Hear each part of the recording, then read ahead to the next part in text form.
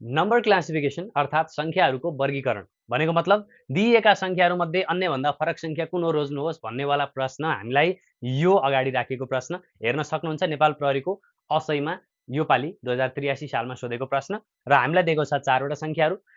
यति ठुलो संख्या अथवा भनौँ 3 अङ्कभन्दा माथि संख्याहरू आउँदै गर्दाखेरि हामी त्यहाँ स्क्वायर नम्बर क्युब नम्बर छुट्याउन अलिकति अप्ठ्यारै अवस्थामा पर्छौँ र त्यस्तो अवस्थामा तपाईँले के सोच्नु पर्यो भने यदि 4 अङ्कभन्दा माथि 4 अङ्क वा त्योभन्दा माथिको संख्याहरू दिइन्छ भने त्यस्तो अवस्थामा त्यसका अङ्कहरूको सम्बन्धलाई हेर्नुपर्छ भनेर तपाईँले बुझ्नु पर्यो।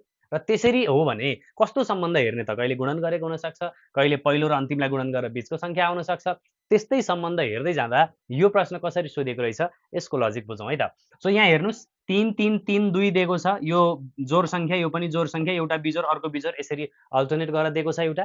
र अब हेर्ने हो भने कसरी छुट्याउने त भन्दालाई हेर्नुहोस् 3 3 3 9 9 2 11 सबैलाई जोडेर हेर्नुहोस् है 3 3 3 2 सबैलाई जोडौँ 11 हुन्छ। दोस्रोमा हेर्नुहोस् 4 4 4 4 त्यहाँ 12 हेर्नुहोस् है 4 + 4 + 4 + 1 यो भनेको 13 भयो। सिमिलरली यहाँ 5 यहाँ 15 5 + 5 + 5 + 4 15 4 19 भयो। र अर्कोमा हेर्ने हो भने 6 3वटा भयो 6 + 6 + 6 अनि प्लस 3 दिएको छ 6 त्यहाँ 18 3 21 भयो।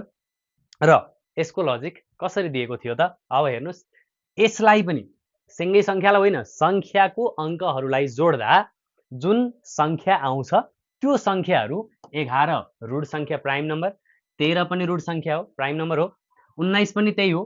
त्यसो हो भने 21 प्राइम नम्बर होइन रुट संख्या होइन, त्यसैले 21 अरूभन्दा फरक भएकोले हामी त्यो 21 बनेको संख्या अप्सन नम्बर डी 6663 लाई चाहिँ अरूभन्दा फरक हो भनेर भन्न सक्छौँ। यस्तै एउटा प्रश्न यहाँहरूको लागि मैले राखेको छु, कमेन्ट गरेर एन्सर तपाईँले दिन सक्नुहुन्छ। हेर्नु होला प्रश्न यस्तो छ है।